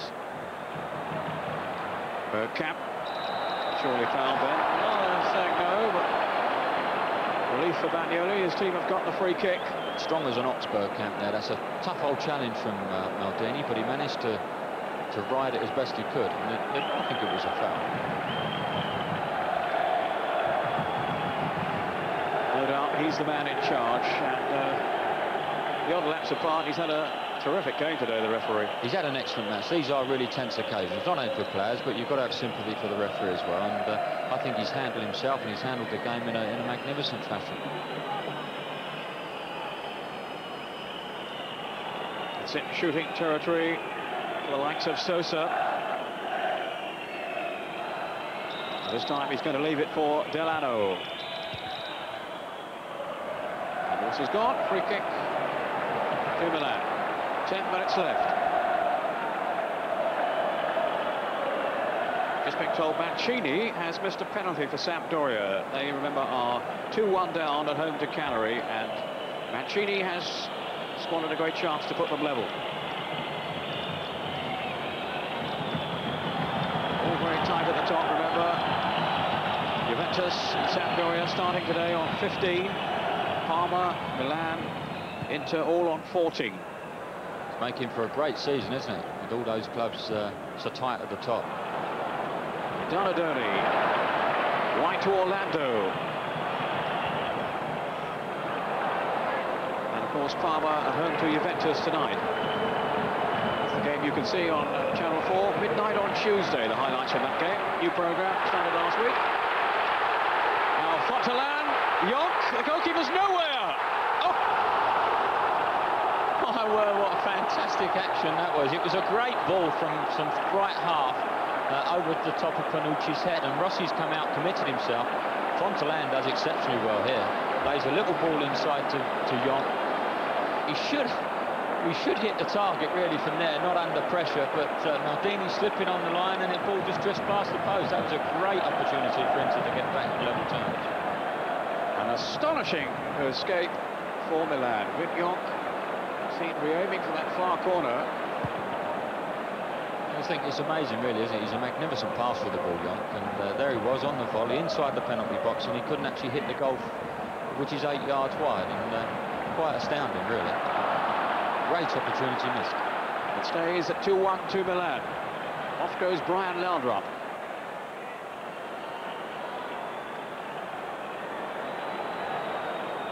Simone quickly was confronted then by Maniconi. Terrier-like player. He does get through some graft, doesn't he, Pete? He's worked really hard for the cause. And the referee let him get away with murder there. The ball was rolling 10 yards in front of where it should have been, but they've got it. Poor service from Maniconi in the end. Still no sign yet of Schillaci. No, I think we can safely say that Inter have had the majority of the game in the second half, so Bagnoli probably doesn't feel that he needs Schillaci at the moment. Orlando.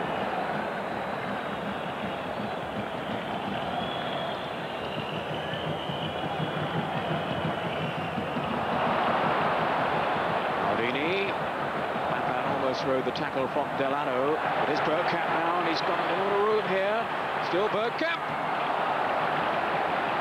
Looked impressive, Bergkamp, hasn't he? He comes off, he drops off defenders and picks the ball up slightly deeper.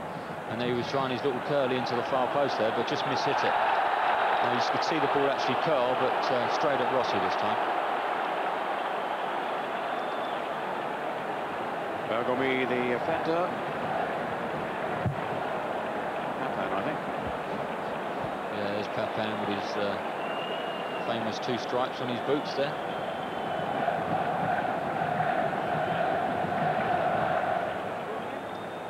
It was Delano with the tackle. Orlando. Exceptionally well then, Orlando. And Zenga with a very confident save. He's a useful player, Orlando. Yes, he does, doesn't he? He's come in and slotted in very nicely. Oh, that chap looks a useful player as well, doesn't he? Panucci, only 20 years of age. Sosa. Dispossessed though by Galli. There's Donadoni. To play a more central role since Boban went off injured.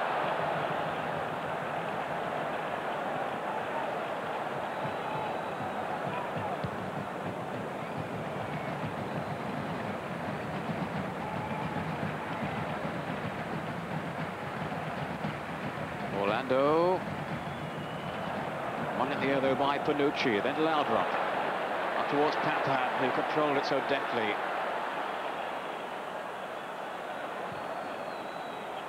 Picked out Donadoni well. Orlando struggling to keep it in, but succeeds. Oh, surely that wasn't over the line. I can't believe that. Well, that wasn't over the line. We had a bird's eye view there, didn't we? And that definitely wasn't out. Nowhere near. Oh, no, I wouldn't have thought so. Maybe at the end there. No, I wouldn't have thought so. Albertini threads it wide to Papin.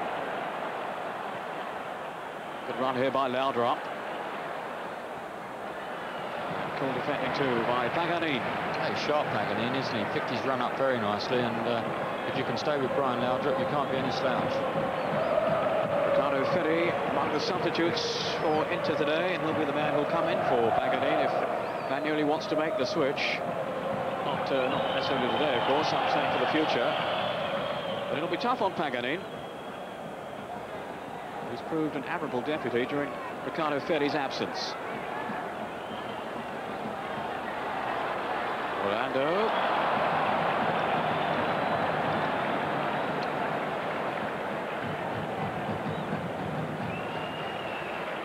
Some 4 minutes left. Simone. Trying to get past Paganin. Squeezed his shot through. But no worry for Walter Zenga. Up towards Sosa, won though by Maldini. Maniconi. Here's Sosa now. He's got Bergkamp wide and Yock through the middle. That was unlucky. That's not been Sosa's day, Peter, has it? He's not really performed. He's been a bit more concerned of having rows with the Milan defenders. Galli, I think, wanted the keeper to cut for that. Quite rightly so as well. He's a bit slow getting off his line now, Rossi. Laudrup on the break for Milan. Accelerating pace. And he's fouled Papin. Orlando, Milan content to slow it down, spray the ball around and edge their way through these last few minutes. Donadoni has support from Simone.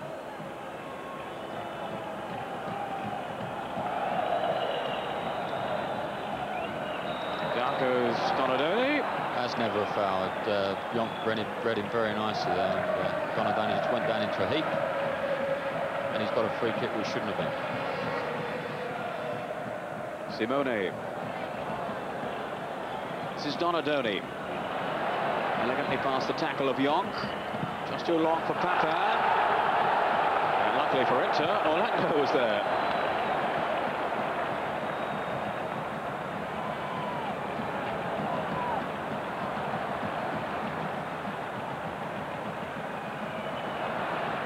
Lazio have now taken the lead away to Napoli. 2-1 up. Penalty from Signori. Yock. Good effort. Well, he scored a fabulous goal on the opening day of the season for Yock. And that was a similar kind of drive. I don't think Rossi saw that, Peter. Yonk's hit that with the outside of the right foot. He's flat-footed there, Rossi. Would never have got to that ball, and it's just missed the angle. Couple of minutes left. Siro now about to make his entrance for Milan.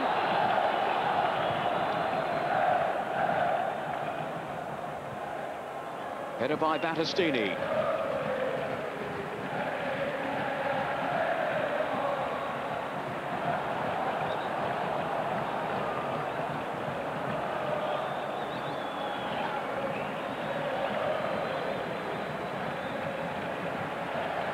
Is it Papin coming off or Simone? I think it's Papin, Peter. He's had a good afternoon, Papin. Scored the second goal. He's worked very, very hard for the team's cause. Jean-Pierre Papin accepting the acclaim of the Milan fans. Hoping now their team can hold on in the last couple of minutes.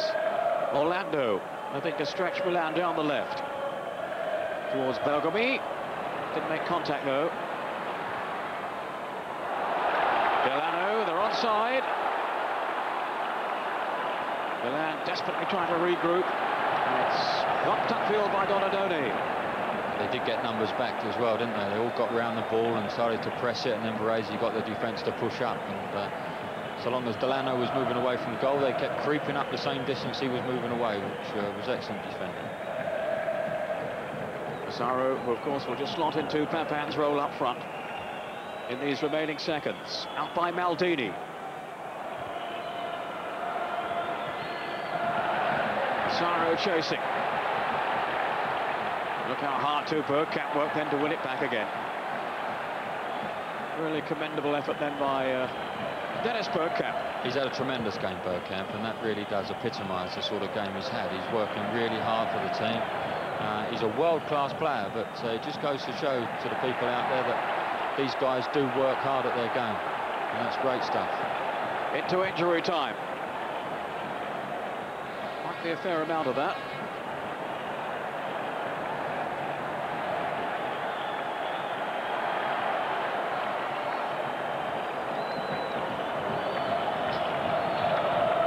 Been a super game though, Peter, hasn't it? Very enthralling game. It could have gone either way, and even when Inter got back, they've had a couple of occasions where they may have capitalised on Milan's slack defending. But it's been a really enjoyable afternoon. Super football play. Yes, I go along with that. That's the foul there on Brian Laudrup by Orlando. A bit of tiredness creeping into Orlando there. He shepherded Laudrup superbly this afternoon.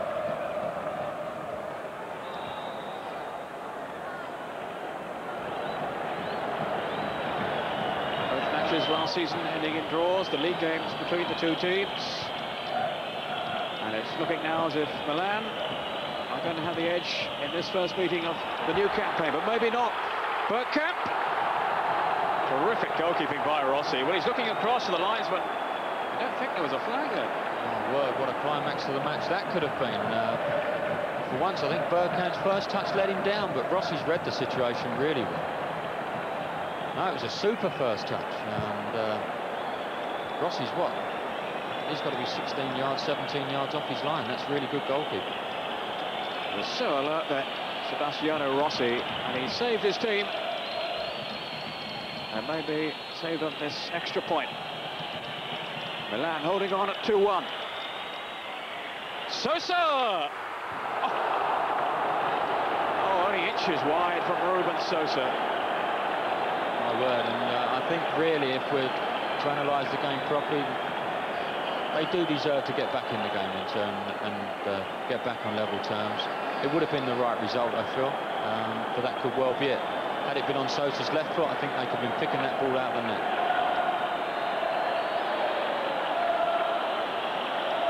Well, after the match, we'll be getting the views of Norwich manager Mike Walker, whose team, of course, face Inter in the next round in the UEFA Cup. So hold on for that. And also, of course, all the other scores from Serie A this afternoon.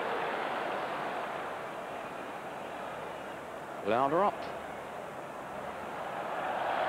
This will should put Milan top, shouldn't it, if they win? Juventus playing Parma tonight, and Sampdoria at the moment are trailing. Almost 3 minutes now of time added on the watch of Fabio Baldas. Milan fans already celebrating, outnumbered by those of Inter today, of course, as it's Inter's home game. Panucci. Maganin. And that's it. And Milan have done it. Jean-Pierre Papin with the second goal. He looks drained, the referee does. What an afternoon he's had. He's had a super game for you, that chap. Well, I think you did, Ray. Should have given Milan a penalty, but that apart, not too much you could criticise him for. And Jean-Pierre Papin with that crucial second goal after Panucci had given Milan the lead. Papin to make it 2, and Dennis Bergkamp with the lone reply from Inter from the penalty spot to leave Bagnoli a very disappointed man. But there's the first goal there from Panucci. It was a good corner in from Donadoni. Panucci rose superbly well. Just got the little touch for it. As Liam said, though, at half-time, that's pretty slack marking. There's 3 guys around him, and then one of them really should have got their head to it. But there he is, Panucci putting Milan 1 in front. Panucci's last goal was also against Inter for Genoa last May. He had a memorable afternoon, Peter, didn't he? You won't forget this game in a hurry. That was a great pass. It was a good run from Jean-Pierre Papin. There was the little mix-up. Papin nips in between and just lifts it over the falling Zenga. There it is from Panucci, a lovely little ball into that space. Difficult balls for defenders to cope with. But he didn't give up, did he, Papin? He was on the end of it.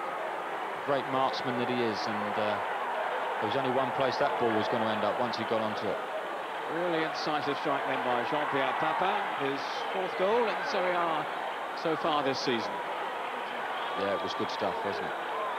He had a couple of good chances, though, didn't he? He had a couple of snapshots, and that's what we like to see from him. He very rarely misses the target. And then there's the penalty, where Filippo Gali was racing with Fontaine to get there first. It was a definite penalty, I feel. And as Liam said, there was no protesting from the Milan players, and Bergkamp just lifts it into the roof of the net. A very expertly taken penalty kick. The goal can't look too big when you've got a guy like Rossi standing there, and a big occasion, but he's a big occasion player. He just lifts it right in the roof of the net. The man who really deserved a goal today, Dennis Bergkamp, very impressive up front for Inter. He seems now to be finding his feet in Italy. Yes, the Dutch players have been good acquisitions, haven't they? And there's that chance that Jonk had. And Maldini slipping on the line. He must have thought that ball was going in the net. But it was good play from Fontaine. He made a good run initially. He got onto it. Rossi made a bad error of judgment. And there's the little chip going in. And really, with a player of Jonk's capabilities of hitting targets, you'd have expected him to put that in the net. So that's how it finished then. Milan winning by 2-1. Let's hear again from Liam Brady with James Richardson.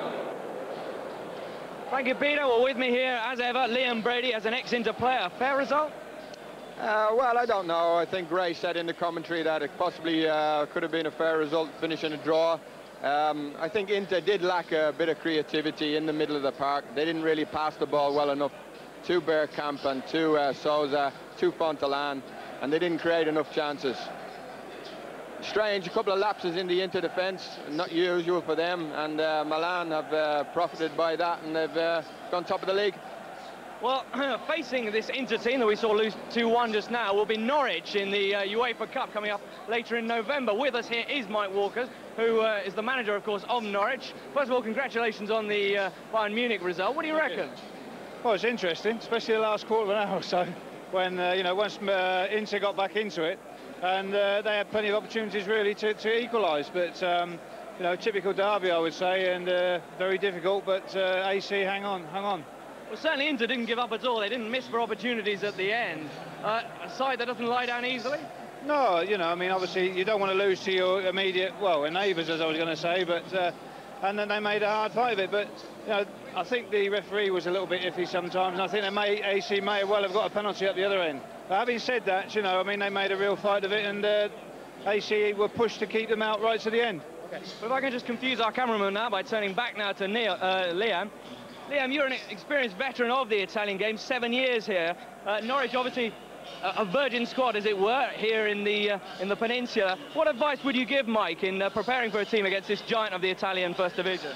Well, I think Mike's doing very well without my advice. I think he saw today that they're very strong in the forward line with Bergkamp. Sousa had an off day today, but he's a very dangerous player. And Fontaine, of course, you got Scalacci on the bench. I think he will have seen that if you close them down in midfield, they struggle a bit. There's not really enough class in the middle of the park for Inter. And as Ray pointed out in the commentary, they were slack in defence at set pieces.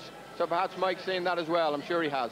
Okay, I'll just very quickly ask Mike, you saw them get beaten today. Any particular style you think that can end or can stop Milan and Inter in its tracks? Well, we've come to just have a look at things, and you know, you always learn one or two things, but we'll take it from there. We know they're a good side. Okay, well, I must stop you there, Mike. Unfortunately, we've got to go back now to Peter Brackley, who's got all the results from today in Serie A. Right, well, it's the other scores, which is why you're returning to me from Serie A this afternoon. It's Atalanta 0, Piacenza 0. Cremonese have beaten Lecce by 2-1. Napoli 1, Lazio 2. Roma 0, Foggia 0. Sampdoria 1, Cagliari 2. A shock defeat there for Sampdoria. Torino have beaten Reggiana by 2-0. And it's Udinese 0, Genoa 4. Genoa, who hadn't scored for 6 league games, now they've managed 4 today. And tonight, of course, it's Parma against Juventus, two teams right up there at the top of the table.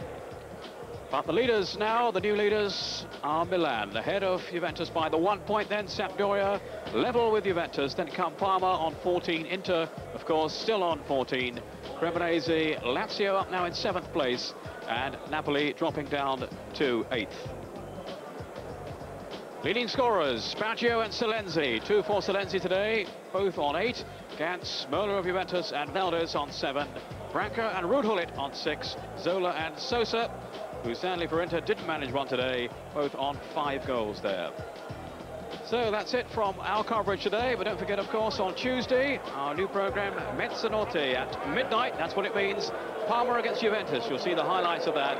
And also, that's on Tuesday. On Saturday, don't forget Gazza's programme, 11 o'clock in the morning. But for now, from my colleague Ray Wilkins and myself, Peter Brackley, a very good afternoon to you.